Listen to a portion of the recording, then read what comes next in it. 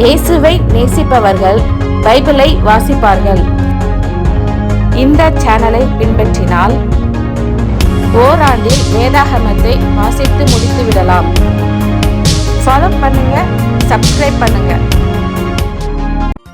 1 நாளாகமம் 13ஆம் அதிகாரம். தாவீது 1000 பேருக்கு தலைவரோடும் 100 பேருக்கு தலைவரோடும் சகல அதிபதிகளோடும் ஆலோசனை பண்ணி இஸ்ரவேல் சபையெல்லாம் நோக்கி, உங்களுக்கு சம்மதியும் நம்முடைய தேவனாகிய கர்த்தருக்கு சித்தமுமாயிருந்தால் இஸ்ரவேலின் தேசங்களிலெல்லாம் இருக்கிற நம்முடைய மற்ற சகோதரரும் அவர்களோட தங்கள் வெளி நிலங்களில் இருக்கிற ஆசாரியரும் லேவியரும் நம்மோட கூடும்படிக்கு நாம் சீக்கிரமாய் அவர்களிடத்துக்கு ஆள் அனுப்பி நமது தேவனுடைய பெட்டியை திரும்ப நம்மிடத்துக்கு கொண்டு வருவோமாக. சவுலின் நாட்களில் அதை தேடாதே போனோம் என்றான். இந்த காரியம் சகல ஜனத்தின் பார்வைக்கும் செம்மையாயிருந்தபடியால் சபையார் எல்லாரும் அப்படியே செய்வோம் என்றார்கள். அப்படியே தேவனுடைய பெட்டியை கீரியாத் யாரீமிலிருந்து கொண்டு வரும்படி தாவீது எகிப்தை சேர்ந்த சீகோர் நதி துவக்கி ஆமாத்தின் எல்லை மட்டுமுள்ள இஸ்ரவேலை எல்லாம் கூட்டி, கேருபீன்களின் நடுவே வாசம் பண்ணுகிற கர்த்தராகிய தேவனுடைய நாமம் தொழுது கொள்ளப்படுகிற அவருடைய பெட்டியை யூதாவில் இருக்கிற கீரியாத் யாரீமுக்கு அடுத்த பாலாவிலிருந்து கொண்டு வரும்படிக்கு அவனும் இஸ்ரவேலர் அனைவரும் அவ்விடத்திற்கு போனார்கள். அவர்கள் தேவனுடைய பெட்டியை அபினதாபின் வீட்டிலிருந்து ஒரு புது ரதத்தின் மேல் ஏற்றிக் கொண்டு வந்தார்கள். ஊசாவும் அகியோவும் ரதத்தை நடத்தினார்கள். தாவீதும் சகல இஸ்ரவேலரும் தங்கள் முழு பலத்தோடும் தேவனுக்கு முன்பாக சுரமண்டலங்களையும் தம்புருகளையும் மேளங்களையும் கைத்தாளங்களையும் பூரிகைகளையும் சேவித்து மகிழ்ச்சியாய் ஆடி பாடினார்கள். அவர்கள் கீதோனின் களமட்டும் வந்தபோது மாடுகள் இடறினபடியினால் ஊசா பெட்டியை பிடிக்க தன் கையை நீட்டினான். அப்பொழுது கர்த்தர் ஊசாவின் மேல் கோபம் மூண்டவராகி அவன் தன் கையை பெட்டி அண்டைக்கு நீட்டினதின் நிமித்தம் அவனை அடித்தார். அங்கே அவன் தேவ சமூகத்தில் செத்தான். அப்பொழுது கர்த்தர் ஊசாவை அடித்ததின் நிமித்தம் தாவீது விசனப்பட்டு அந்த ஸ்தலத்திற்கு இந்நாள் மட்டும் வழங்கி வருகிற பேரேஸ் ஊசா என்னும் பேரிட்டு, அன்றைய தினம் தேவனுக்கு பயந்து தேவனுடைய பெட்டியை நான் என்னிடத்துக்கு கொண்டு வருவது எப்படி என்று சொல்லி பெட்டியை தன்னிடத்தில் தாவீதின் நகரத்திலே கொண்டு வராமல் அதை கித்தியனாகிய ஓபேத் ஏதோமின் வீட்டிலே சேர்த்தான். தேவனுடைய பெட்டி ஓபேத் ஏதோமின் வீட்டிலே அவனிடத்தில் 3 மாதம் இருக்கையில் கர்த்தர் ஓபேத் ஏதோமின் வீட்டையும் அவனுக்கு உண்டான எல்லாவற்றையும் ஆசீர்வதித்தார். 1 நாளாகமம் 14ஆம் அதிகாரம்.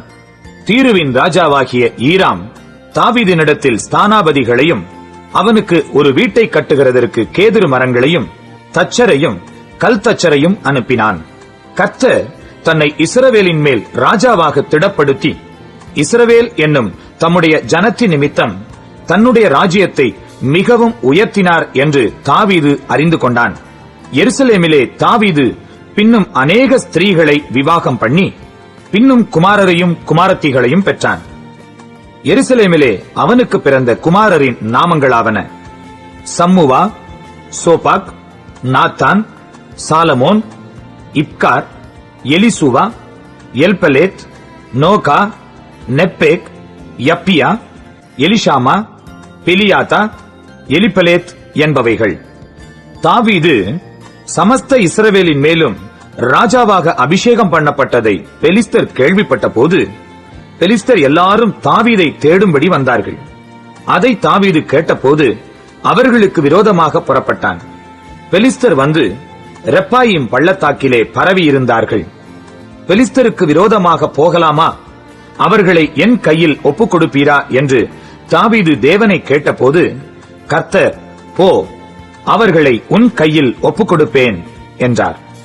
அவர்கள் பாகால் பிராசீமுக்கு வந்தபோது தாவீது அங்கே அவர்களை முறியடித்து தண்ணீர்கள் உடைந்தோடுகிறது போல தேவன் என் கையினால் என் சத்துருக்களை உடைந்தோட பண்ணினார் என்றான்.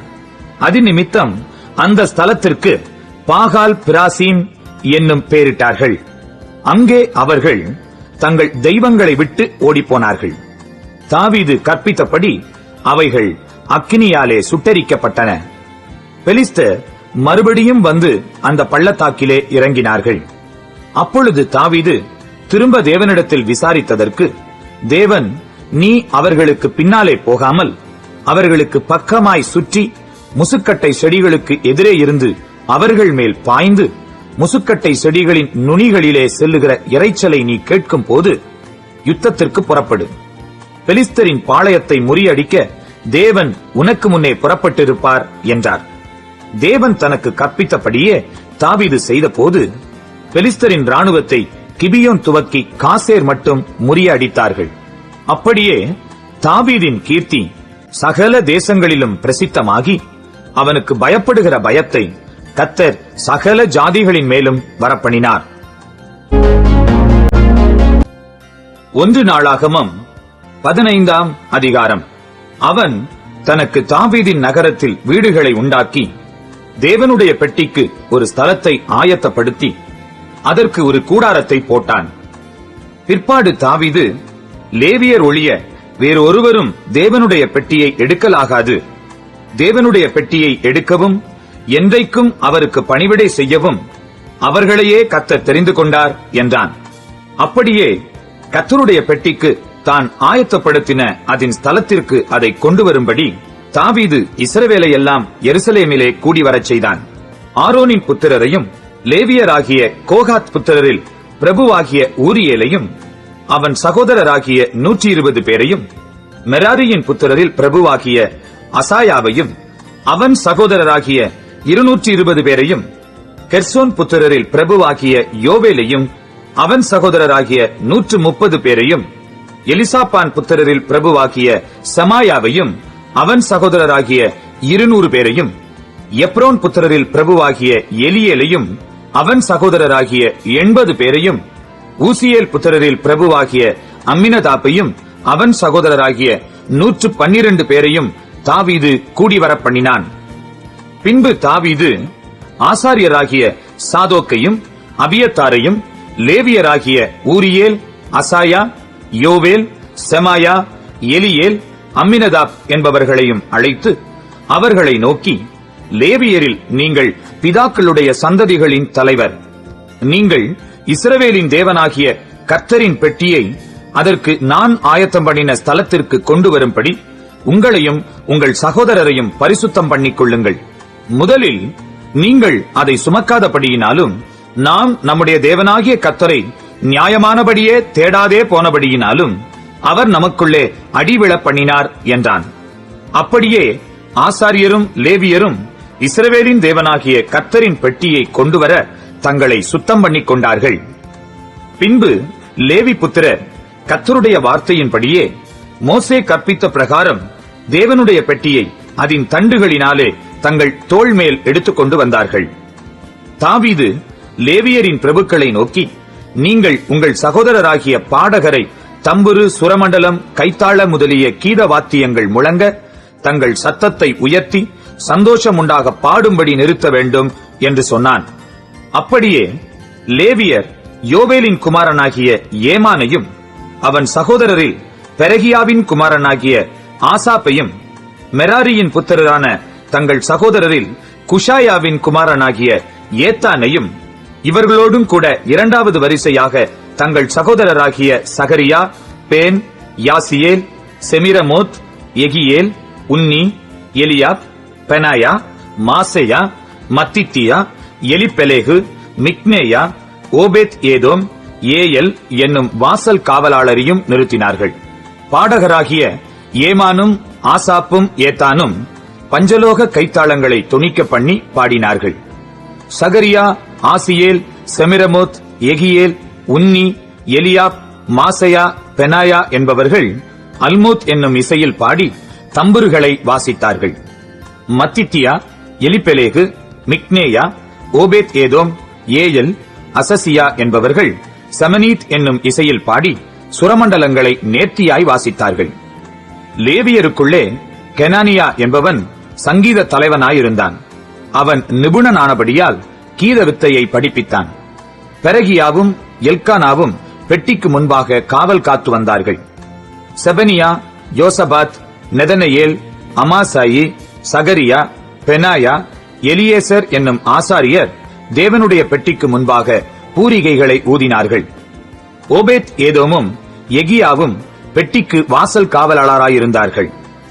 இப்படி தாவீதும் இஸ்ரவேலின் மூப்பரும் 1000 சேர்வைக்காரரும் கர்த்தருடைய உடன்படிக்கை பெட்டியை ஓபேத் ஏதோமின் வீட்டிலிருந்து மகிழ்ச்சியோட கொண்டு வரப் போனார்கள். கர்த்தருடைய உடன்படிக்கை பெட்டியை சுமக்கிற லேவியருக்கு தேவன் அனுக்கிரகம் பண்ணினபடியால் அவர்கள் 7 காளைகளையும் 7 ஆட்டுக்கடாக்களையும் பலியிட்டார்கள். தாவீதும் பெட்டியை சுமக்கிற சகல லேவியரும் பாடகரும் பாடகரின் வேலையை விசாரிக்கிற தலைவனாகிய கெனானியாவும் மெல்லிய புடவையான சால்வைகளை தரித்திருந்தார்கள்.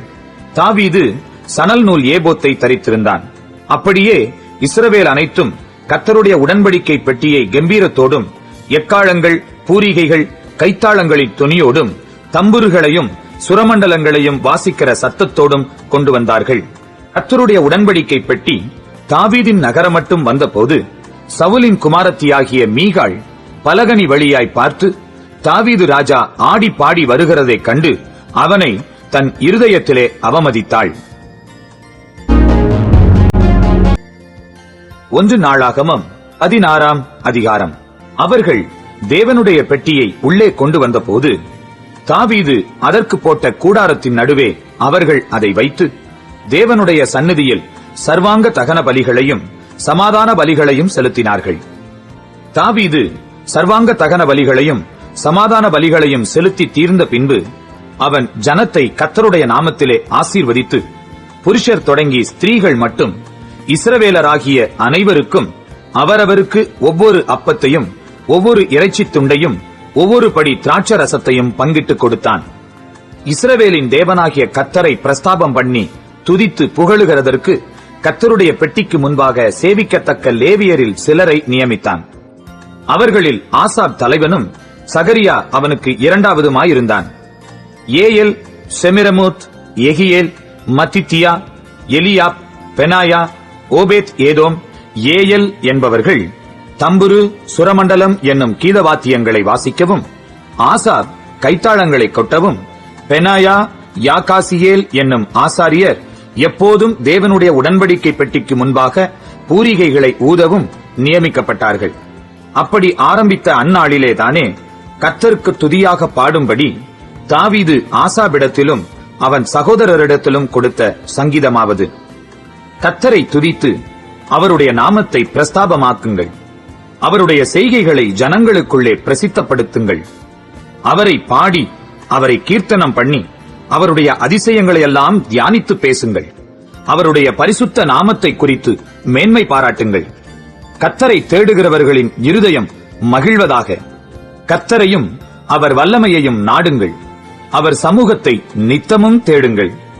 அவருடைய தாசனாகிய இஸ்ரவேலின் சந்ததியே, அவரால் தெரிந்து கொள்ளப்பட்டவர்களாகிய யாக்கோபின் புத்திரரே, அவர் செய்த அதிசயங்களையும் அவருடைய அற்புதங்களையும் அவர் வாக்கின் நியாய தீர்ப்புகளையும் நினைவு கூறுங்கள். அவரே நம்முடைய தேவனாகிய கர்த்தர். அவருடைய நியாய தீர்ப்புகள் பூமி எங்கும் விளங்கும். 1000 தலைமுறைக்கென்று அவர் கட்டளையிட்ட வாக்கையும் ஆபிரகாமோடே அவர் பண்ணின உடன்படிக்கையையும் அவர் ஈசாக்கு கிட்ட ஆணையையும் என்றென்றைக்கும் நினைத்திருங்கள். அதை யாக்கோபுக்கு பிரமாணமாகவும் இஸ்ரவேலுக்கு நித்திய உடன்படிக்கையாகவும் உறுதிப்படுத்தி உங்கள் சுதந்திர பாகமாக கானான் தேசத்தை உனக்கு தருவேன் என்றார். அக்காலத்தில் அவர்கள் கொஞ்ச தொகைக்குட்பட்ட சொற்ப ஜனங்களும் பரதேசிகளுமாயிருந்தார்கள். அவர்கள் ஒரு ஜனத்தை விட்டு மறு ஜனத்தண்டைக்கும் ஒரு ராஜ்யத்தை விட்டு மறு தேசத்தாரண்டைக்கும் போனார்கள். அவர்களை ஒடுக்கும்படி ஒருவருக்கும் இடங்கொடாமல் அவர்கள் நிமித்தம் ராஜாக்களை கடிந்து கொண்டு, நான் அபிஷேகம் பண்ணினவர்களை நீங்கள் தொடாமலும் என்னுடைய தீர்க்கதரிசிகளுக்கு தீங்கு செய்யாமலும் இருங்கள் என்றார். பூமியின் சகல குடிகளே, கர்த்தரை பாடி நாளுக்கு நாள் அவருடைய ரட்சிப்பை சுவிசேஷமாய் அறிவியுங்கள். ஜாதிகளுக்குள் அவருடைய மகிமையையும் சகல ஜனங்களுக்குள்ளும் அவருடைய அதிசயங்களையும் விவரித்துச் சொல்லுங்கள். கர்த்தர் பெரியவரும் மிகவும் துதிக்கப்படத்தக்கவருமாயிருக்கிறார். எல்லா தேவர்களிலும் பயப்படத்தக்கவர் அவரே. சகல ஜனங்களுடைய தேவர்களும் விக்கிரகங்கள்தானே. கர்த்தரோ வானங்களை உண்டாக்கினவர். மகிமையும் கனமும் அவர் சமூகத்தில் இருக்கிறது. வல்லமையும் மகிழ்ச்சியும் அவர் ஸ்தலத்தில் இருக்கிறது. ஜனங்களின் வம்சங்களே, கர்த்தருக்கு மகிமையையும் வல்லமையையும் செலுத்துங்கள். கர்த்தருக்கே அதை செலுத்துங்கள். கர்த்தருக்கு அவருடைய நாமத்திற்குரிய மகிமையை செலுத்தி காணிக்கைகளை கொண்டு வந்து அவருடைய சந்நிதியில் பிரவேசியுங்கள். பரிசுத்த அலங்காரத்துடனே கர்த்தரை தொழுது கொள்ளுங்கள். பூலோகத்தாரே, நீங்கள் யாவரும் அவருக்கு முன்பாக நடுங்குங்கள். அவர் பூச்சக்கரத்தை அசையாதபடிக்கு உறுதிப்படுத்துகிறவர். வானங்கள் மகிழ்ந்து பூமி பூரிப்பதாக. கர்த்தர் ராஜரீகம் பண்ணுகிறார் என்று ஜாதிகளுக்குள்ளே சொல்லப்படுவதாக. சமுத்திரமும் அதன் நிறைவும் முழங்கி நாடும் அதிலுள்ள யாவும் களி கூறுவதாக. அப்பொழுது கர்த்தருக்கு முன்பாக காட்டு விருட்சங்களும் கம்பீரிக்கும். அவர் பூமியை நியாயம் தீர்க்க வருகிறார். கர்த்தரை துதியுங்கள். அவர் நல்லவர். அவர் கிருபை என்றும் உள்ளது.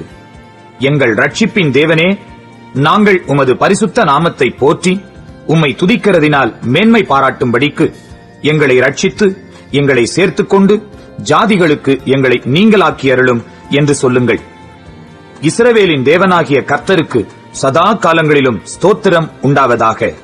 அதற்கு ஜனங்கள் எல்லாரும் ஆமேன் என்று சொல்லி கர்த்தரை துதித்தார்கள். பின்பு பெட்டிக்கு முன்பாக நித்தம் அன்றாடக முறையாய் சேவிக்கும்படி அவன் அங்கே கர்த்தருடைய உடன்படிக்கை பெட்டிக்கு முன்பாக ஆசாப்பையும் அவன் சகோதரரையும் ஓபேத் ஏதோமையும் அவர்களுடைய சகோதரராகிய 68 பேரையும் வைத்து எதித்தூனின் குமாரனாகிய இந்த ஓபேத் ஏதோமையும் ஓசாவையும் வாசல் காக்கிறவர்களாக வைத்தான். கிபியோனிலுள்ள மேட்டின் மேல் இருக்கிற கர்த்தருடைய வாசஸ்தலத்திற்கு முன்பாக இருக்கிற சர்வாங்க தகன பலிபீடத்தின் மேல் சர்வாங்க தகனங்களை நித்தமும் அந்தி சந்தியில் கர்த்தர் இஸ்ரவேலுக்கு கற்பித்த நியாய பிரமாணத்தில் எழுதியிருக்கிறபடியெல்லாம் கர்த்தருக்கு செலுத்துவதற்காக அங்கே அவன் ஆசாரியனாகிய சாதோக்கையும் அவன் சகோதரராகிய ஆசாரியரையும் வைத்து இவர்களோடும் கூட ஏமானையும் எதித்தூனையும் பேர்பேராக குறித்து தெரிந்து கொள்ளப்பட்ட மற்ற சிலரையும் கர்த்தருடைய கிருபை என்றும் உள்ளது என்று அவரை துதிக்கவும் பூரிகைகளையும் கைத்தாளங்களையும் தேவனை பாடுகிறதற்குரிய கீத வாத்தியங்களையும் தொனிக்கச் செய்யவும் அவர்களுடன் ஏமானையும் எதித்தூனையும் வைத்து எதித்தூனின் குமாரரை வாசல் காக்கிறவர்களாக கட்டளையிட்டான். பின்பு ஜனங்கள் எல்லாரும் அவரவர் தங்கள் வீட்டிற்கு போனார்கள். தாவீதும் தன் வீட்டாரை ஆசீர்வதிக்க திரும்பினான்.